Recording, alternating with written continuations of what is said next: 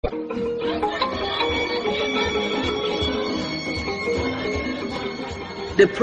problem is like a circle. It's like a circle. And you don't know where to break the circle. So it is just going round and round and round. That is how serious the problem is in Cameroon.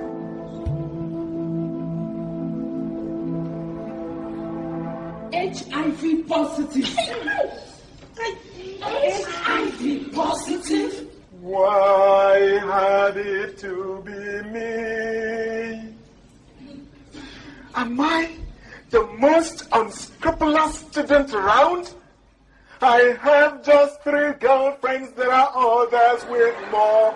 So why had it to be me? In 1951, all 12 medical students in Ibadan were relocated to central London. Victor Onomangu was set down at St Mary's Hospital Medical School in Paddington. He qualified as a medical doctor in 1954. When students qualify, they have to apply for jobs as house officers. And the professor of surgery wanted me to be his house surgeon. But of course, the committee had never had a black man on the staff. And they were very opposed to it. And my professor said he was going to resign if they refused to have me as a house officer. And because of this, they had to accept his condition. I was employed as a house officer, and I worked, as they say, like a nigger.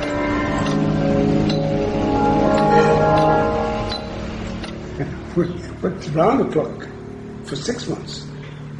We had 44 beds, and when I finally left that post, they employed 2 doctors to do the same job. And one of them became a drug addict because the stress was too much for him. But I just worked hard.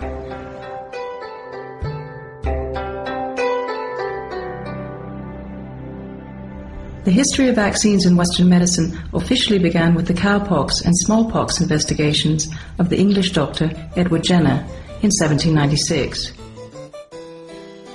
Curiously, some 80 years before, Lady Mary Wortley Montagu was also trying to get the attention of the English medical community.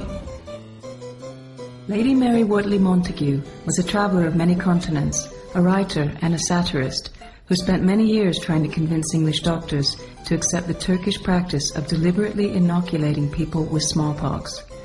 It seems the doctors' main reason for ignoring her was that they didn't like a woman telling them what to do. An excerpt from a letter home in 1718 reads, "There is no example of anyone that has died in it, and you may believe I am well satisfied of the safety of this experiment, since I intend to try it on my own son. I am patriot enough to take the pains to bring this useful invention into fashion in England, and I should not fail to write to some of our doctors very particularly about it, if I knew any one of them that I thought had virtue enough to destroy such a considerable branch of their revenue for the good of mankind." But some of my colleagues have treated me as if I were not quite right in the head, because I was trying to advance an idea which was against what you might call common wisdom in the area of immunology and vaccines and so on. Because the idea that vaccines are used for treating is, in a sense, to them, it's a contradiction. It doesn't make sense, because the vaccine is supposed to prevent. How can you treat something with something you use to prevent a disease? How can you treat the disease with it? It doesn't make sense.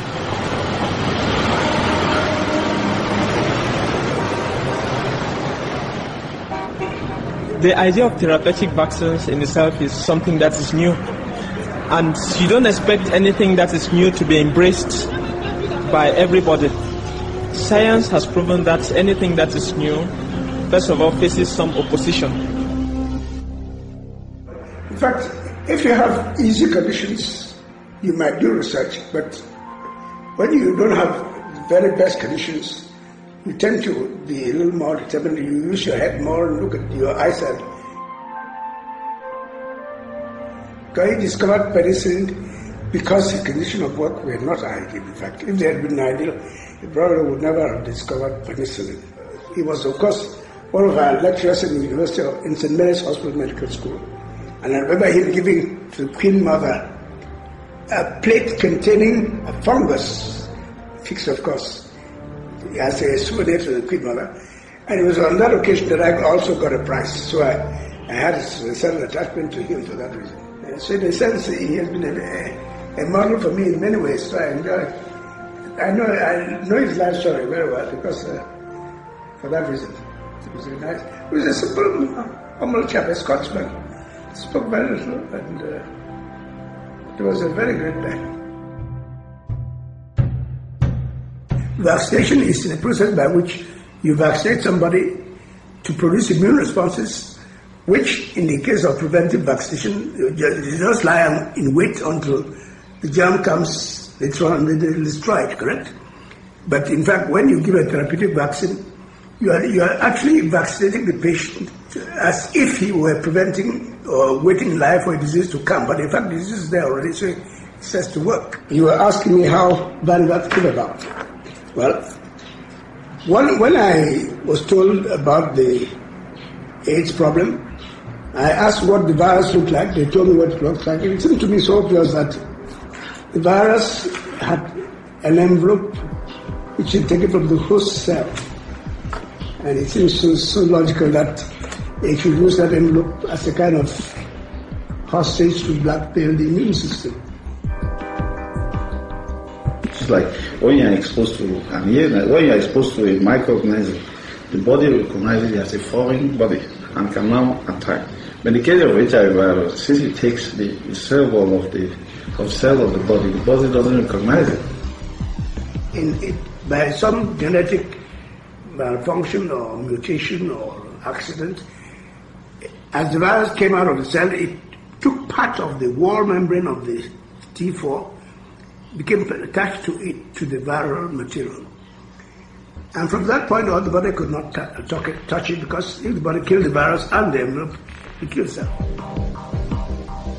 So we thought that since the envelope is what gives the virus its strength, by taking away its envelope, the virus will have no longer will be completely foreign to the body. The body will not see it as a completely foreign structure. The attractiveness of this is because there's so many varieties of HIV that such a procedure indirectly makes the patient his own sort of medicine man, his own sort of medicine, and his own sort of doctor. So if it works, it'll be a very potent technique. The virus never has to deal with the Valivax itself directly. It never does. In fact, if I say that the vaccine acts on the immune system, and then it's the immune system that does the job. Secondly, the side effects are almost zero. It's from the patient's own blood, it goes back to the same patient. And we have very little side effects or little problems. There are side effects, but they are minimal. It penetrates everywhere, unlike probably other medications. So an antibiotic goes everywhere. Where you have the viruses, anywhere they're hiding, according to Bush, we're going to smoke them out.